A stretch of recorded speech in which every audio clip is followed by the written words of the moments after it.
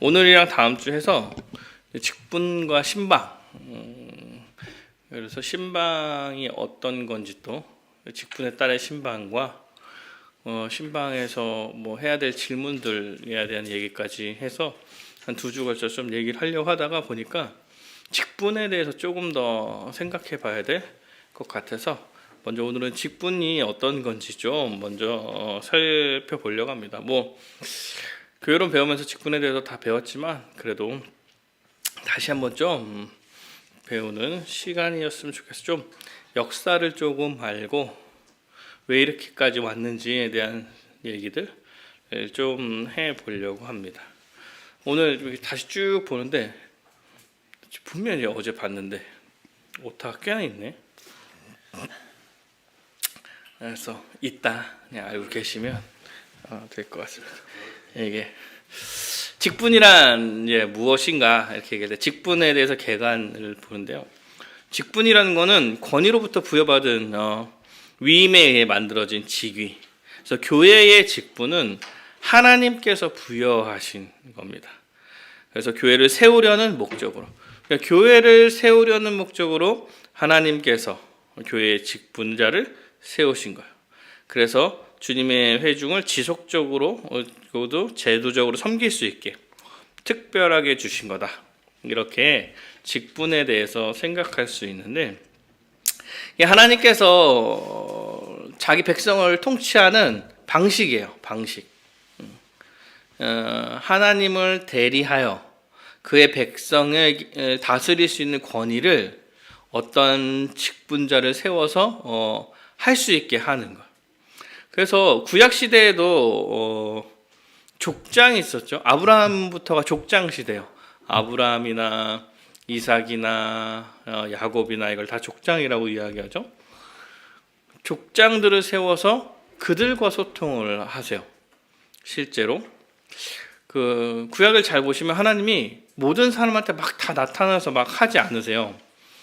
족장을 세워서 일하시고, 이게 사무엘상까지 쭉 가면 선지자와 제사장과 왕이라는 하나의 직분을 세우는 거예요. 그래서 그 직분에서 역할을 하도록 하죠.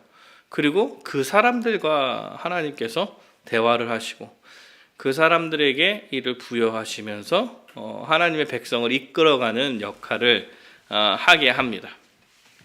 신약시대에도 마찬가지. 신약시대에도 예수님께서 12 제자를 부르시고 사도를 부르시고 그들한테 이제 일을 맡기세요. 둘씩 짝지어서 복음을 전하도록 보내시고, 그 다음에 그들한테 이야기하죠. 모든 민족으로 제자를 삼아 하나님 아버지와 아들과 성령의 이름으로 세례를 베풀고 가르쳐 지키게 하라. 이게 사도들한테 이야기한 거고, 사도와 선지자와 이제 복음을 전하는 자들이 있고, 이것을 이어서 목사와 집사와 장로가 현재 직분으로 세워져 있는 거예요. 그래서 사실은 예수님 시대 이전에는 다 이제 구약 시대의 직분이라고 얘기하는 거는 예수 그리스도로 성취된 거예요. 그리고 예수님께서 계셨을 때 있었던 사도들은 우리 비상직이라고 해요. 비상직, 임시. 사도와 선지자와 이제 복음 전하는 자는 임시직이에요. 임시직. 그리고 그들 위에 사도 위에 교회를 세우시고 이제 교회를 세우시고 말씀으로 다스리시는데, 이제 직분자들을 세워서 다스린다 해서 이제 지금부터는 이제 직분자가 이 이후는 직분자가 되는 거죠. 그래서 예수 그리스도는 이제 모든 직분을 성취해서 완성하셨습니다. 그러니까 구약의 모든 직분을 예수님이 성취하셨어요. 예수님이 제사장으로, 선지자로, 왕으로 이 땅 가운데 오셔서 십자가에 달려 죽으시고, 제사장이자 제물로서 죽으시고, 선지자로서 말씀을 전하시고 가르치시고, 보좌 우편에 앉아서 왕으로서의 역할도 해 나가시는 거죠. 그래서 실제로는 예수 그리스도 십자가 사건 이후로는 예수를 믿는 모든 자들이 성령을 받아서 예수와 연합해서 예수의 직분을 함께 해 나가는 거예요. 뒤에 배울 텐데 함께 해 나가는 거예요. 어떻게? 성령님께서 우리 가운데 거하셔서 성령님께서 예수와 같이 일하도록 해 주시는 거죠. 이걸 우리는 은사다 이렇게 얘기해요. 은사. 성령님이 직분자들을 통해 그리스도의 통치에 시행하신다. 그때 이 은사의 한 측면에서 직분자를 세우셔서 교회를 여전히 통치하고 계시는 거다. 그래서 직분의 역사를 좀 살펴보면, 신약 시대 직분의 역사를 좀 살펴보면 사도 직분이 제정이 됐죠. 예수 그리스도께서 12제자를 부르시고 증인의 사명을 감당할 사도로 임명하셨어요. 그리고 예수 그리스도가 사도들의 기초 위에 자신의 교회를 세우고 그들에게 교회의 권세를 위임하셨다.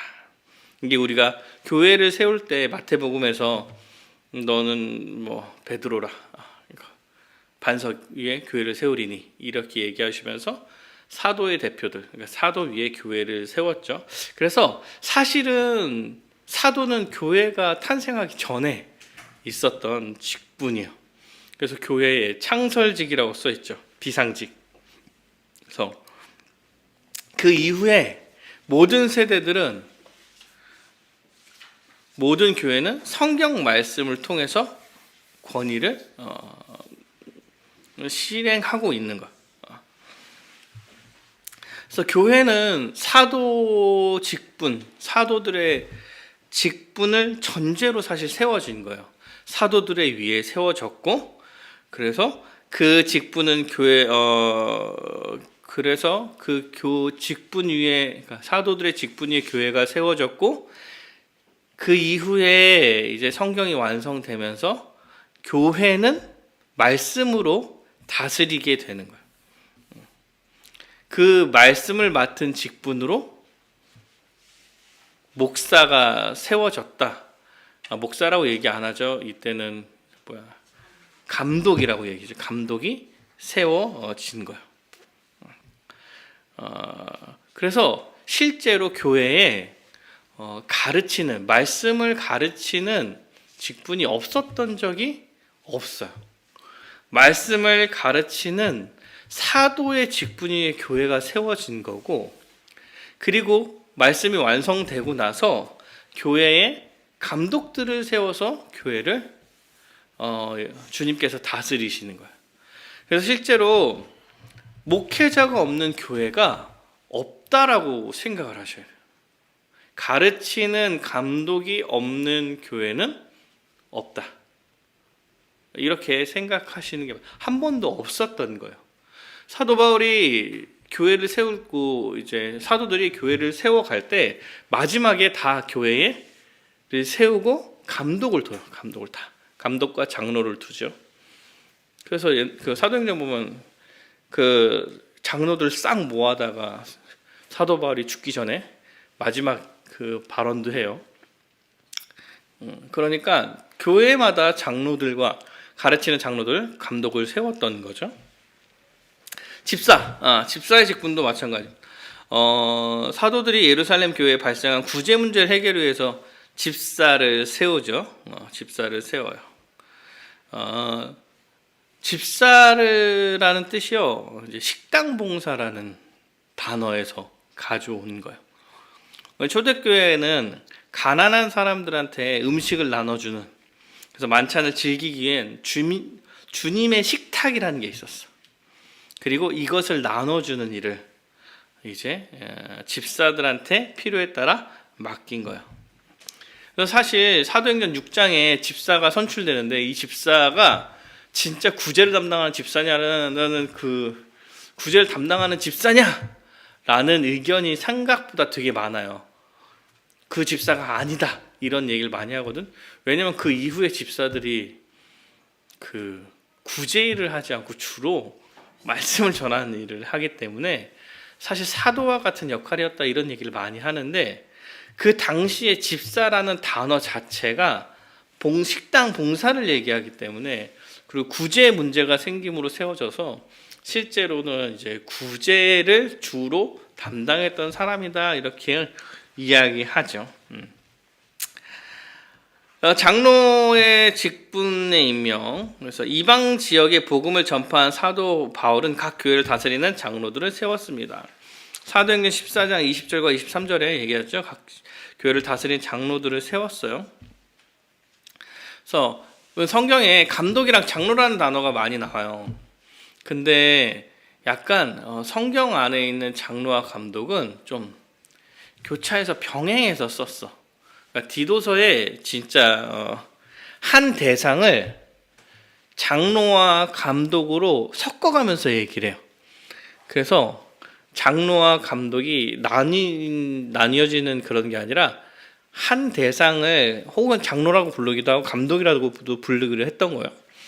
그래서 이제 장로들을 사도들은 임시직이야.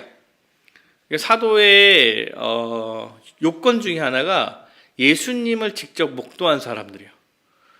그러면 다 죽겠죠. 그 사람들이 다 죽고 나서는 사도라는 직분이 없어지는 거예요. 없어져. 근데 그들이 교회를 세웠고 그 교회에 사도가 해왔던 역할 중에 하나, 말씀을 가르치는 역할을 감독이나 장로를 세워서 장로 혹 장로를 세워서 역할을 감당하게 했던 거예요. 그래서 사실 직분은 감독, 장로뿐이 없어요.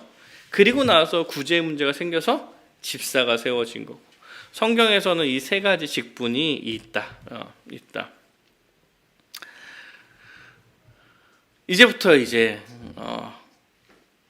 역사적 정황이 좀 이제부터 이제 재밌는 이야기일 수도 있고 안 재밌는 이야기일 수도 있고 필요 없는 이야기일 수도 있지만 한번 들어보시면 초대교회, 그러니까 이제 교회가 세워지고 이제 각 교회의 장로들이 세워지면서 교회 창설직이 점차 사라졌어요.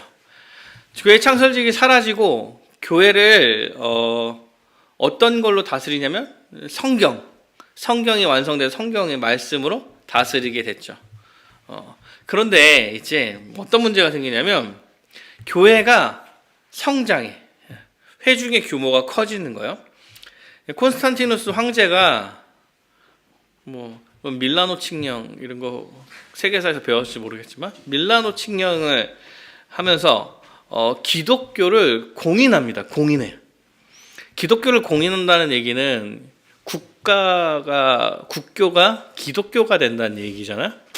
그러면서 교회에 사람들이 우르르 들어오기 시작해요. 사람들이 우르르 들어와. 그러면 어떤 문제가 생기냐면 여러 사람들이 막 모이면서 누가 이 사람들을 가르칠 것이냐에 대한 문제가 생기는 거예요. 그리고 권위를 누구한테 줘야 되냐, 누구 말을 들어야 되냐, 이래서 사도들이 세웠던 장로들의 권위가 올라가는 거예요. 사람들이 이리저리 막 들어오니까 교회 안에도 여러 가지 이야기들이 막 많아지는 거죠. 그래서 실제로 그때 이단이 많이 생기는 교회 안에. 사람이 많아지니까 끝에까지 가르치기가 어려우니까 각자 자기 소견에 오른 대로. 그래서 막 영지주의라든가 성경의 계시와는 상관없이 성령이 직접 계시한다. 여러분, 직접 계시한다는 게 지금만 있는 게 아니라 그때도 다 있었던 얘기예요. 이런 얘기를 하죠. 어떤 데는 분파주의 이런 것들도 많이 생겨나고 하니까 누가 이거를 조정하고 가르칠 것이냐의 문제가 더 대두되면서 이 교회의 장로들의 역할이 훨씬 더 중요하게 대두되는 거예요. 대두되는 거죠. 성경을 무시하는 사람들이 막 생겨나가니까 이제 가르치는 사람, 장로들을 더 세워가고 그 사람한테 힘을 실어줄 수밖에 없는 이런 역할이 되었죠. 그래서 감독 제도가 형성이 된 거예요. 그래서 감독과 장로가 분화되었습니다. 성경에 나오는 대로 가르치는 장로와 다스리는 장로로 분업화되는 거예요. 원래는 장로는 다스리는 장로만 있는 거예요. 다스림에 가르침이 들어가 있어요. 가르치는 대로 다스리는 거기 때문에 다스리는 거 안에 가르치는 게 들어와 있는데 이것을 가르치는 장로랑 다스리는 장로로 분업하는 거예요. 왜? 사람이 많아지니까. 많아지니까. 그래서 본래의 장로의 역할은 다스리는 겁니다. 다스리는 거. 근데 다스리는 거는 뭘로 다스릴 거냐 이렇게 얘기할 때 말씀으로 교회는 통치를 하는 거기 때문에 말씀으로 다스려야 되는데 말씀으로 다스린다 할 때 전제가 뭐가 있냐 말씀을 일단 가르쳐야 돼요. 가르치고 가르치는 대로 다스리는 거예요. 그래서 감독의 이런 이제 직분이 견고해지기 시작하는 거예요. 여러 가지로 누가 가르칠 거냐 할 때 이렇게 가르치는 자를 세워왔다. 사람이 많아지니까 진짜 전문적으로 가르치는 사람과 다스리는 사람을 좀 분업해서 다스리는 장로와 가르치는 장로가 생겨나게 되고 그러면서 사람이 늘어나니까 지역교회를 조금씩 나눠가야 되니까 교구가 확립이 돼요. 한 교구에 한 목사가 세워지고 그래서 이런 일들이 벌어지게 되는 거예요. 자연스럽게 교구제도 그리고 위계 질서가 생기게 됐어. 그럼 교구가 생겼다는 거는 1교구, 2교구, 3교구, 4교구, 5교구, 6교구가 있다는 거는 1교구에 목사가 있고 2교구에 목사, 3교구에 목사, 4교구에 목사 이렇게 장로가 섰다고 보면 그 위에 또 그 장로들을 다스리는 또 다른 장로가 쓰게 되고 쓰고 올라가서 교황이 생기는 거예요.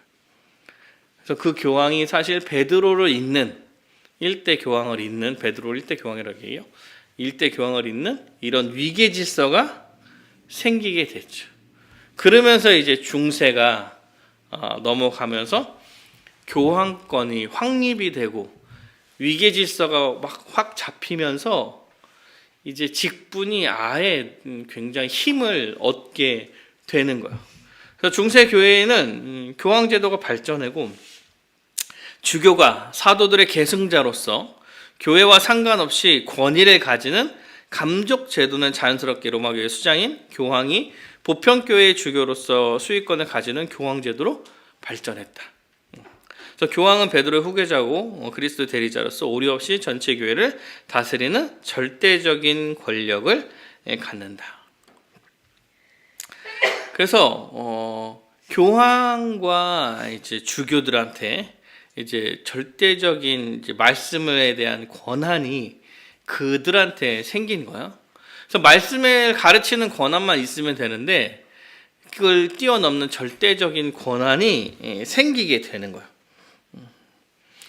근데 교황이 이제 교회에 대한 영향력을 넘어서 이제 세상에 대한 국가에 대한 영향력도 미치게 되고 최상의 권한을 갖게 되는 거죠. 지금도 사실은 교황의 권위는 어마어마하죠. 세계적으로 어마어마한 교황의 권위가 있습니다. 그래서 직분을 계급화시켰어요. 그래서 교황을 정점으로 대주교, 주교, 사제, 부제로 이어지는 수직적인 교계 제도를 만들었고 로마 카톨릭 교회는 그래서 성직자와 평신도로 나누게 됐어요. 근데 여러분 이게 굉장히 심각한 문제인 거야. 왜냐면 여러분 교회가 누구야? 우리가 교회라고 얘기하는 건 개신교. 카톨릭의 교회는 사제들만 교회입니다. 가르치는 자들만 교회고 평신도는 그것을 받는 자들이야. 그냥 듣는 자. 그래서 가르치는 자에 기대어서 구원을 받는 거야. 어떻게 보면은. 그래서 성도들은 아무 상관이 없습니다. 지금 우리 입장에 얘기하는 성도들은 아무 상관이 없고 가르치는 교회 성직자만 견고하게 서 있으면 되는 문제인 거예요. 그들에게 이제 힘이 되게 많이 실리는 거죠. 성직자가 교회인 거야. 성도는 듣는 사람. 그래서 가르치는 교회와 듣는 교회. 그래서 여기서 이제 평신도라는 단어가 여기서 나타난 거라서 사실 평신도라는 단어 자체가 좋은 단어는 아니에요. 그래서 오카나 목사님께서 평신도를 깨운다고 이렇게 단어를 쓰셨지만 그 단어가 사실은 좋은 단어는 아니야. 그래서 우리한테 제일 좋은 단어는 성도야, 성도. 성도가 좋은 단어긴 해요. 그래서 교회의 본질이 개신교는 성도의 교제에 있다 그러면 카톨릭은 성직자들의 교회인 거예요. 성직자들의 교회. 그래서 직분이 절대화됐죠.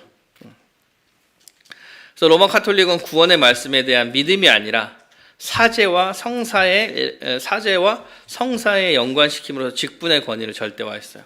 그러니까 세례를 받아야 구원을 받는 건데 세례를 주는 사람이 사제야. 그러니까 세례에 대한 권한이 너무나 큰 거지.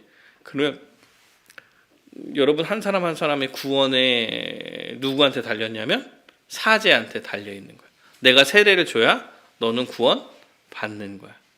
너네들 스스로는 아무 저것도 없어. 교회는 나야. 이렇게 되는 거라서. 그래서 이제 여기서 이제 그 중세 카톨릭이 완전히 무너진 거예요. 여기까지 가면서 직분에 가면서 무너지는 거예요.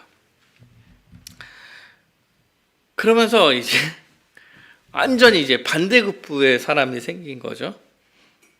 직분이 필요 없다. 이렇게 반대급부의 사람이 생길 수 있는 거지 이제. 그러니까 사실은 성도들이 많아지면서 말씀을 가르치는 자의 권위가 올라가고 이게 결국에는 직분의 절대화가 됐는데 이 직분의 절대화를 반대해서 다시 직분을 아예 부정하는 상황까지 가는 거예요. 그러면 이제 여러분 직분을 부정하게 되면 또 무슨 문제가 또 생기냐면 그럼 여기서 누가 가르칠 것이냐의 문제가 또 생길 수밖에 없어.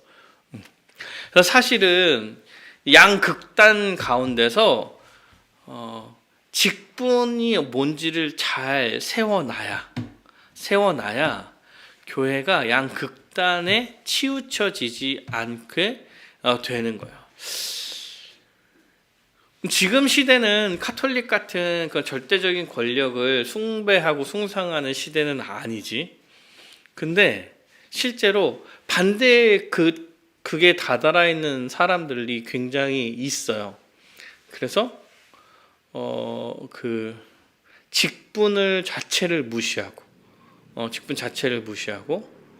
한국 교회는 좀 덜한데 가정 교회가 이제 직분 자체를 무시해서 목사와 직분이 필요 없이 그냥 돌아가면서 말씀 전하고 그럼 누구한테 이제 권한이 있는 거냐? 그게 제대로 된 건가? 이런 문제를 또 생각할 수밖에 없는 상황이 되는 거죠. 로마 카톨릭은 교회의 성직자와 평신도를 구분함으로써 성도에 수동화시키고 참된 공헌에 멀어지게 했고 교황을 정점으로 한 직분의 타락은 중세를 거치면서 교회 전체의 극심한 부패와 타락으로 이어졌다. 그래서 종교개혁이 이 직분에 대해서 아주 명확하게 정리를 하려고 했던 거예요. 루터가 사실 종교개혁을 일으킨 근본적인 이유 중에 하나죠. 그 근본 여러 가지 이유 중에 하나죠. 그래서 루터는 만인 제사장 원리를 주장했어요. 교회의 성직자와 평신도가 이원화하고 직분을 계급화한 로마 카톨릭의 왜곡된 직분론을 비판했다. 만인 제사장은 모두가 성령을 받아서 예수와 연합하여서 제사장으로서 역할을 한다라는 얘기를 하는 거예요. 그러니까 모두가 다 말씀을 스스로 볼 수 있고 서로를 가르칠 수 있으며 성령을 받아 은사를 발휘하며 살아가는 모두가 다 이제 제사장인 교회다. 이거예요. 만인 제사장이. 그래서 근데 요새 막 만인 제사장설이 직분의 무용성을 주장하는 것으로 오해돼서 많이 사용하는데 만인 제사장의 원리를 주장했던 모든 그 종교 개혁가들은 플러스 직분을 명확히 해 나갔어요.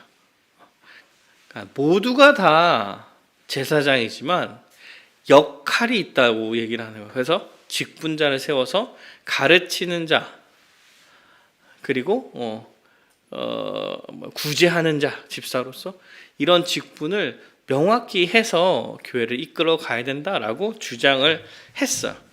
그래서 사실 칼빈이 지금 우리가 사용하고 있는 대한예수교 장로회의 교회 정치를 거의 칼빈이 거의 만들어 놓은 거예요. 그래서 하나님의 말씀을 중심으로 교회 직분을 개혁했다.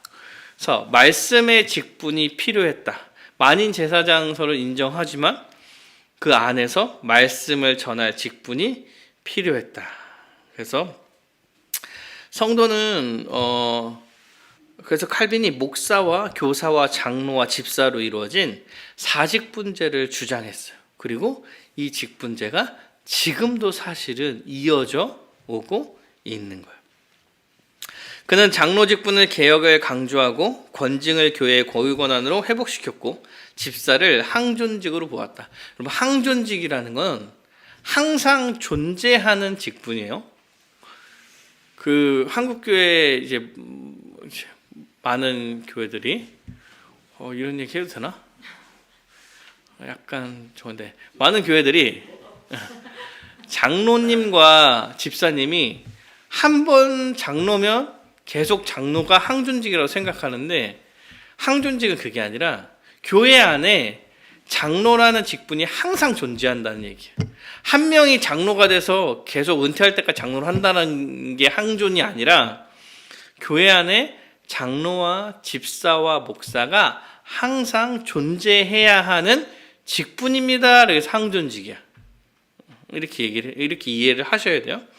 그래서 항존직으로서 이 네 개를 이야기하는 거죠. 그래서 사실 만인 제사장 원리를 주장했지만 만인 제사장 원리를 따라서 만인 제사장 원리를 따라서 직분을 성도들이 뽑는다. 모두가 다 제사장으로서 특별한 직분을 감당할 자들을 투표로 뽑는다. 이런 형식으로 이제 교회의 정치를 만들어 놓은 거죠. 그래서 칼빈은 교회가 신자들의 모임이다 일 뿐만 아니라 신자들의 어머니임을 기억해야 된다 이렇게 얘기를 했어요. 그러니까 우리가 이제 모인 게 교회다, 신자들이 모인 것도 교회다라고 이야기할 수 있지만 교회를 통해서 새 생명을 얻은 거고 교회 안에서 양육을 받는 거고 교회의 보호와 지도를 받는 거야. 그러니까 교회라는 건 신자들의 모임이기도 하지만 교회는 신자들의 어머니이기도 한 거죠. 그래서 그 어머니의 역할을 직분자들이 잘 감당해 나간다라고 이야기하는 거예요. 그럴 때 균형 있게 교회가 질서 있게 바르게 설 거다 이렇게 이야기하는 거죠. 그러니까 사실은 카톨릭이 이제 직분을 절대화시켜서 한쪽 극단으로 간 거고 반대로 이 극부에 따라서 이제 필요 없다는 사람들이 이렇게 반대로 생긴 거고 지금 시대에도 사실은 이 직분이 필요 없다고 이야기하는 사람들과 직분을 잘 이해하지 못해서 마치 절대적인 것처럼 생각하는 목회자들이 같이 있는 상황이긴 해요. 우리는 중간에 잘 서 있어야 돼요. 잘 서 있어야 돼요. 직분이 필요하지만 직분이 절대화되는 게 아니다. 이런 생각을 가지셔야 돼요. 그래서 직분이 필요 없다라고 얘기를 하면 안 되고 성경에 직분이 나와 있어서 필요 없다라고 얘기하기 어렵습니다. 그렇다고 그 직분이 절대적인 권력을 갖는 건 아니에요. 그래서 직분의 종류는 목사와 장로와 집사가 있습니다. 그래서 가르치는, 다스리는 걸로 목사와 장로가 있죠. 장로의 직분의 정의는 교회를 다스리는 직분이에요. 장로는 교회의 머리이신 예수 그리스도의 권위를 대행해서 교회를 다스리는 영적 지도자다. 장로는 개인의 뜻이 아니라 오직 하나님의 말씀인 성경을 유일한 기준으로 삼아서 교회를 다스리는 직분이에요. 이게 중요하죠. 하나님의 말씀인 성경을 유일한 기준으로 삼아서 교회를 다스리는 직분이에요.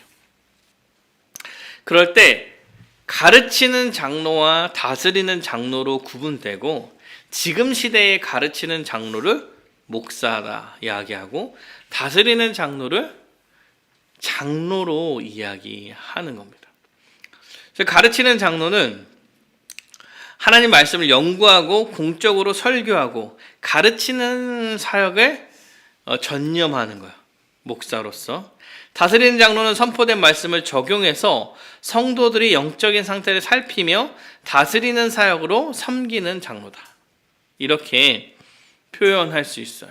그러니까 가르치는 장로는 말씀을 어떻게 가르칠지를 계속 생각해서 공적으로 가르치는 일을 하는 거고, 다스리는 장로는 가르침을 받아 성도들이 잘 살고 있는지를 가서 알리고 찾아보고 또 권면하고 다시 또 가르쳐주기도 하면서 하는 역할을 하는 게 장로. 이 구분은 직분이나 위계나 계급적 차이를 이야기하는 게 아니에요. 하나님께서 주신 은사와 직무의 기능적 차이를 말하는 거죠. 그래서 목사는 가르치는 장로로 말씀 사역을 위해 특별히 구별된 장로예요. 그래서 목사는 교회를 다스리는 장로의 기본 직무를 더하여 말씀을 연구하고 가르치는 일에 전념하도록 구별된 자죠. 그리고 목사는 함께 장로된 직분으로 얘기합니다. 이게 무슨 얘기냐면, 이거 되게 웃긴 얘기긴 한데 계속 말장난 같지도 한데, 왜냐하면 목사를 우위의 장로보다 더 위에 있다라고 여기지 않으려고 이런 얘기를 하는 거예요. 함께 장로된 자, 장로들과 함께 장로가 된 사람이 목사야, 이런 식으로 표현을 하는 거예요. 목사가 장로보다 계급적 위에 있는 사람이 아니야. 역할이 말씀을 연구하고 가르치는 역할을 해.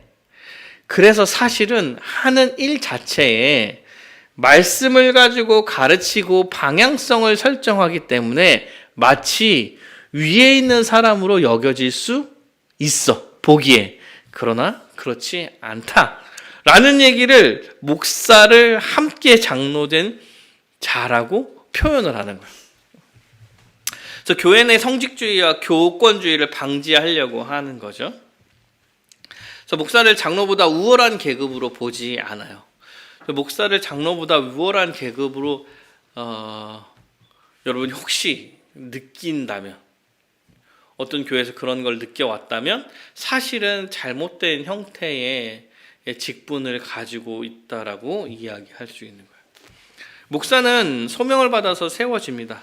내적 소명과 외적 소명이에요. 내적 소명은 부르심에 성령께서 부여하신 은사와 열망을 통해서 내적 소명을 가지고 교회의 당회의 검증과 교회 선출과 안수로 이어지는 외적 소명 과정을 통해서 공적으로 확증된다. 그러니까 외적 소명이 공적으로 확증될 때 목사 안수를 받을 때예요. 원래는 과정을 잘 거치고 이 사람이 목사로 안수 받음으로써 외적 소명을 갖는 거야.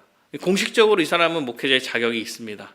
그래서 목사를 그냥 막 뽑으면 안 되는데, 그래도 이게 외적 소명인 거야. 학교를 나와서 시험을 보고 강도사로서의 기간을 거치고 목사 안수를 받는 게 외적 소명이라고 보는 거죠. 그러나 교회의 목사의 직분은 거기에 더하여서 교회 성도들이 검증과 선출로 뽑히는 거예요. 여러분 놀라실 수도 있겠지만 저는 우리 교회에 공식적으로는 위임 목사가 아닙니다. 노회에서 임시 당회장이 오셔서 이 사람을 목사로 받겠습니까? 투표를 해서 통과를 돼야 위임 목사. 저도 처음 알았어요. 제가 그래서 노회 투표권이 없어요. 유임 목사가 아니라서 투표권을 안 주더라고. 그래서 원래 그 과정을 했어야 되는데 그 과정을 안 했어요. 원래 보통 이제 설립 예배 때 하는데 설립 예배 사람 많으니까. 그리고 사실 15명 이상이 앉아 있어야 할 수 있는 느낌이어서 저는 아직 안 했죠. 이게 교회에서 성도들이 받아들이는 거예요. 받아들이는 거죠. 그 목사는 공적인 설교를 수행하여 말씀의 사역을 담당합니다. 목사의 공적인 전령으로서 예배 가운데 하나님 말씀을 선포하고 적용하는 게 핵심 직무예요. 그리고 유익한 말씀을 가감없이 전할 뿐만 아니라 이단으로부터도 보호하죠. 그리고 목사의 중요한 직무 중에 하나가 성례를 집행하는 거예요. 성례를 우리는 보이는 말씀이라고 해요. 보이는 말씀. 세례와 성찬에 대한 고유 권한이 목회자, 가르치는 장로에게 있습니다. 그리고 목사는 당회를 주관합니다. 장로들의 회의를 주관해요.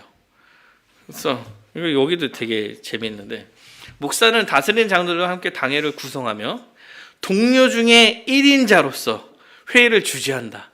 이렇게 항상 써놔요, 신학책에. 근데 동료 중에 1인자라는 표현 자체가 위에 있다라는 표현인데, 이러고 나서 그 다음에 그러나 그 함께 목회자 된 자임을 기억해야 된다. 약간 이렇게 써놓는 거예요. 그러니까 사실은 이 얘기는 당회를 인도하는 거야. 의장으로서 인도한다. 이런 얘기를 동료 중에 1인이라 이렇게 표현을 하는 것 같아요. 그러니까 당회를 집례하는 사람. 이게 아주 중요한 역할로 하나를 하는 거예요. 그래서 당회에서는 독단적으로 군림하지 않죠. 다른 장로들과 동등한 의결권을 가지고 중대사를 협의해서 결정하니까 그냥 회의를 인도하는 사람인 거지 독단적인 권한을 갖는 게 아니에요. 그래서 여러분 교회에서 있잖아. 당회를 거쳐서 당회에서 결정돼서 교회 외부로 나오잖아. 어떤 얘기들이. 응? 예를 들어서 뭐 당회에서 이런 걸 의결해서 이런 걸 하도록 하겠습니다. 그래서 투표를 하겠습니다. 공동을 하겠습니다. 이렇게 얘기를 하면 당회 전체가 오케이 한 거야. 오케이 한 거. 당회 전체가 오케이 했다라고 봐야 돼요. 당회 전체가 회의를 통해서 결정했습니다. 이렇게 생각을 해야 돼요. 만약에 반대하는 사람이 있어서 결정이 안 되면 당회 밖으로 나올 수 없는 거야. 그러니까 이런 역할을 당회에서 해 나가는 거지, 서로. 그래서 목사는 당회를 통해서 교회 영적 질서를 세우고 회개하지 않는 범죄한 자에 대한 공적인 치리와 권징에 대한 장로들을 함께 시행합니다. 그 목사는 재정적인 후원을 받습니다. 말씀과 가르침에 수고하는 목사는 생활에 염려 없이 사역에 점령할 수 있도록 교회 재정적 지원을 받을 권리가 있다. 다음 장로, 다스리는 장로, 현 장로요. 현 장로. 장로는 말씀을 적용하여 교회를 다스리는 직분이다. 장로는 성도들 목사가 선포한 말씀대로 살고 있는지를 살피며 영적인 지도를 행한다. 장로는 말씀에 순종하지 않는 성도를 권면하고 책망하는 방식으로 교회의 거룩함을 수호한다. 이거를 우리는 목양이라고 이야기해요. 목양. 장로의 본질적 사명은 목양에 있습니다. 장로는 목자장이신 그리스도를 대리해서 성도들의 영혼을 돌보는 목자다. 장로는 말씀을 잘 알지 못하는 성도들에게 말씀을 다시 가르침으로써 올바른 신앙을 갖도록 해야 됩니다. 장로의 목양은 말씀에 순종하지 않거나 진리를 대적하는 자들을 책망하고 범죄한 자들을 회개로 돌이키게 하는 권징을 포함한다. 그러니까 장로는 이제 성도들의 이제 영적 상태를 살피고 지식이 부족한 사람을 가르치고 잘못된 신앙을 가진 사람한테 바로 잡고 순종해서 잘하는 사람들을 또 칭찬할 수도 있고 거부해서 대적하는 사람에게 책망하고 징계할 수 있는 일들을 장로들이 해 나가는 거예요. 이게 중요하죠. 장로가 성도를 목양하는 방편이 신방이다. 장로의 신방은 목사가 선포한 말씀을 각 성도에게 가정의 삶에서 어떻게 열매 맺고 있는지 확인하고 돕는 거다. 여러분, 신방의 역할은 다스리는 장로가 해 나가는 거예요. 실제로 다스리는 장로가 해 나가는 거죠. 그래서 세 가지 정도를 확인해요. 진리를 잘 수용하고 있는가. 그러니까 선포되는 말씀을 잘 듣고 있는가, 잘 이해하고 있는가. 비성경적인 이단 사설이나 잘못된 가르침에 미혹되고 있진 않는가. 이런 걸 확인하는 거죠. 그 다음에 삶에, 말씀에 순종해서 삶을 잘 살고 있는가. 삶에 잘 적용하고 있는가. 그리고 장로는 이제 병든 자나 연약한 자나 환난 당한 자들을 위로하고 성경의 원리에 따라서 권면하는 일을 해 나가는 거예요. 그래서 장로는 성도들에게 구체적인 삶을 형편, 영적 상태를 잘 살펴가는 사람이 장로가 해 나가는 일이에요. 장로는 이제 잘못된 사상으로부터 이제 양떼를 지켜 나가는 거예요. 강단과 양떼를 지켜 나가는 거예요. 그래서 기본적으로 여러분 장로는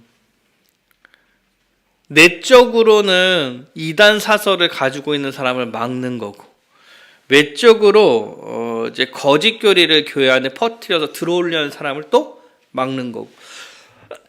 장로가 이런 역할을 해 나가는 거예요. 그래서 여러분 혹시 그런 얘기 들어보셔서 교회, 여러분 이게 전통적인 교회를 많이 다니셨으니까 장로가 목회자를 견제하기 위해 있다, 뭐 이런 얘기를 혹시 들어보셨으면 있으면 한 90%는 잘못된 얘기예요. 90%는. 근데 10%는 맞는 얘기야. 그 10%가 뭐냐면, 장로의 역할 중에 하나가 뭐냐면, 교인을 대변하는 목사가 바른 말씀을 전하고 있는지를 견제해요. 목사가 바른 말씀을 전하고 있지 않을 때 장로들이 가서 이야기하고 말씀을 잘 전하라고 설득하며 할 수 있는 거야. 그 외에는 여러분 서로 도와서 교회를 잘 세워가려고 노력하는 사람이지 견제하는 사람이 아니에요. 근데 견제하는 역할로 생각을 하죠. 그런 일부분이 있으니까. 여러분 그 그러니까 교회에 장로가 없을 때 목사는 장기적으로는 불안정하고 유혹에 빠질 수 있는 상태에 놓여 있는 거예요. 왜? 누구도 브레이크 잡아줄 사람이 없기 때문에. 그래서 사실은 교회에 장로가 필요하긴 한 거예요. 교회에 오래 있어서 말씀을 잘 알고 있는 사람이 필요한 이유 중에 하나. 장로는 이제 당회와 함께 이제 교회를 잘 이끌어 나가게 하는 거예요. 거기서 이제 쭉 장로는 뭐 하고 이렇게 얘기 나오는데, 기본적으로는 힘을 합쳐서 교회를 세워 나가는 거고, 다만 말씀을 가르치는 자로서의 목회자가 자기 역할을 잘 감당하지 못할 때 장로가 이 일을 제재하면서 긴장감을 불어넣을 수는 있다. 이 정도죠. 장로는 합당한 자격을 갖추고 있는 사람, 검증된 사람을 뽑아야 됩니다. 그래서 검증된 사람을 뽑아야 돼요.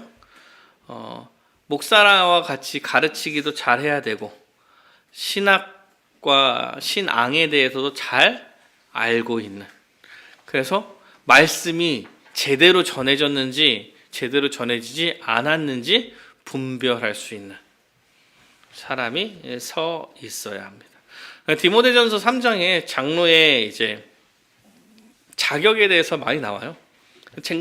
책망할 것이 없고, 사실 영적인 성품이 요구됩니다. 성품이 요구되는데 성품이 중요한 것 같아요. 제가 시간이 지나면 지날수록 목사와 장로의 성품이 되게 중요하다는 생각을 좀 해요.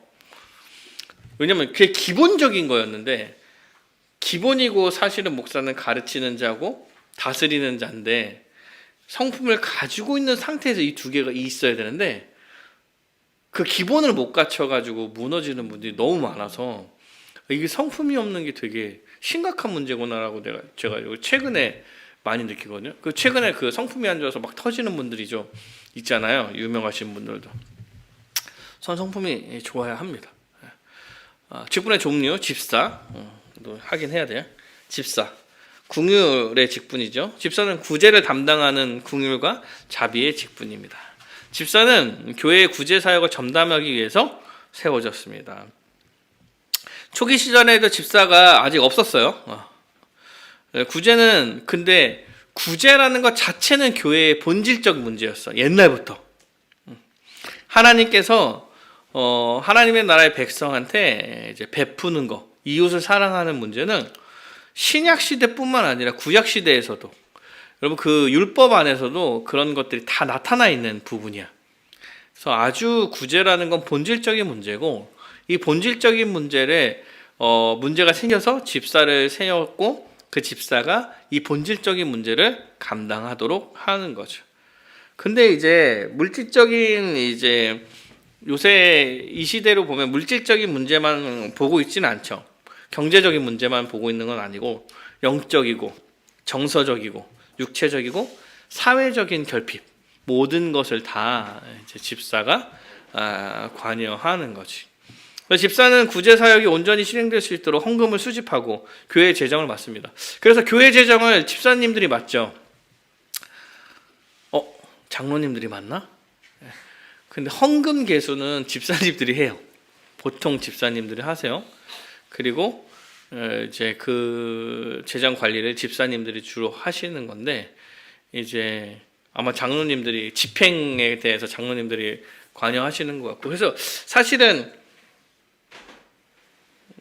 이런 얘기 하면 잘 모르겠습니다. 우리나라는 되게 애매하게 장로님들이 집사의 역할을 좀 많이 담당하고 있어요. 그 장로의 역할을 부교육자와 담임 목사가 반반 나눠서 해요.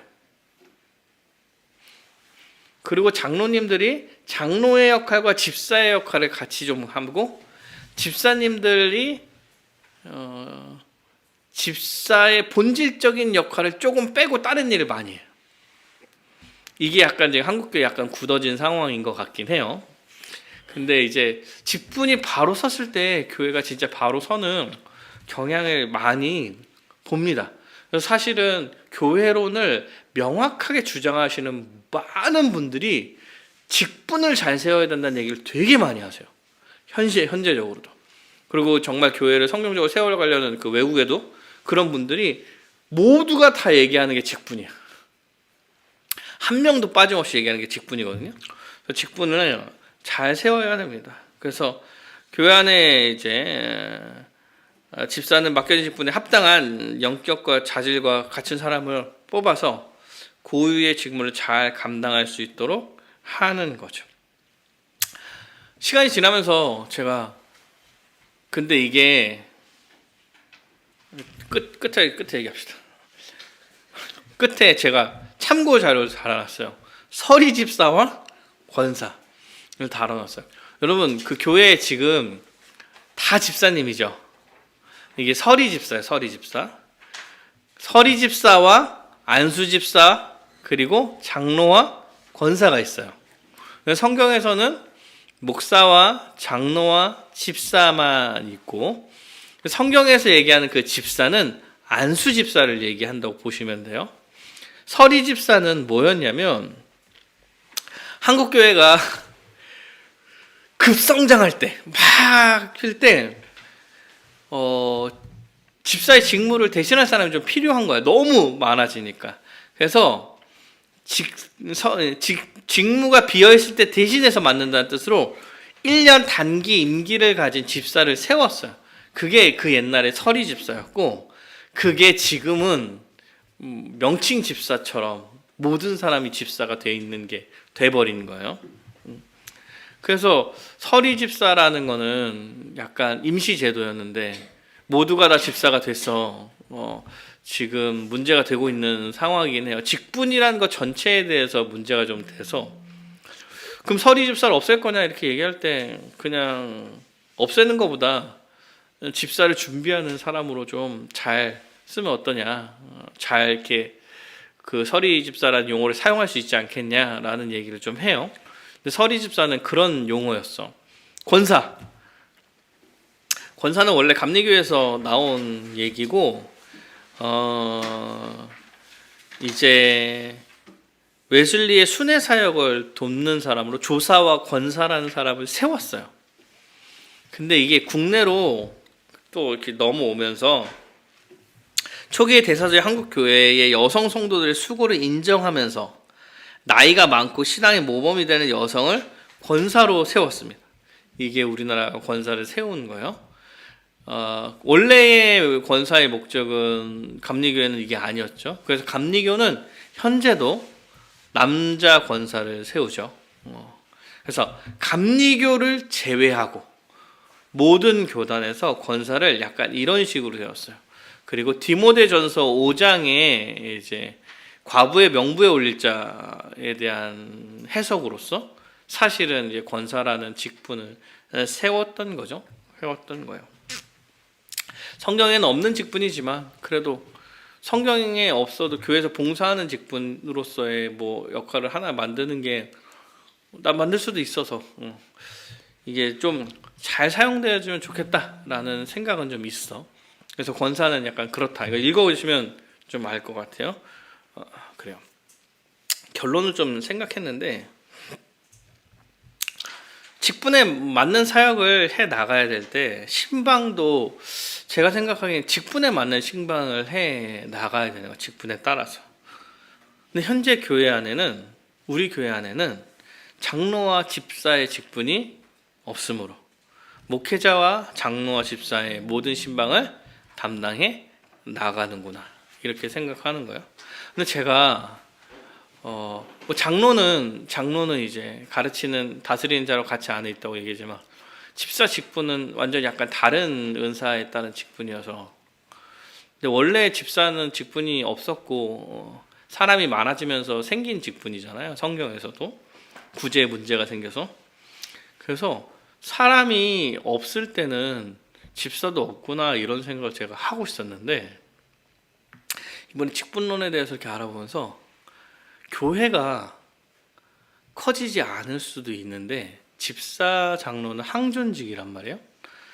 그러면 우리는 집사를 뽑을 수 없나 이런 생각을 했는데 그렇지 않다고 얘기를 하더라고. 대부분의 저 학자들과 사람들이 왜 그러냐 이렇게 얘기할 때 목회자를 보호하기 위해서 단독적으로 결정을 많이 할 수 있는 위험성을 나눠놔야 된다. 그래서 인원이 안 돼도 집사와 장로의 역할을 할 수 있는 사람을 뽑아 목회자가 혼자 감당함으로써 교회를 혹시나 독단적으로 망가뜨릴 수 있는 상황을 좀 나눠놔야 된다 이런 얘기를 하더라고. 그래서 장기적으로 사람이 늘지 않는 교회에서 집사와 장로를 선출해라 이렇게 얘기를 하더라고요. 그래서 이게 무슨 얘기인지는 좀 알겠다 이런 생각이 좀 들었어요.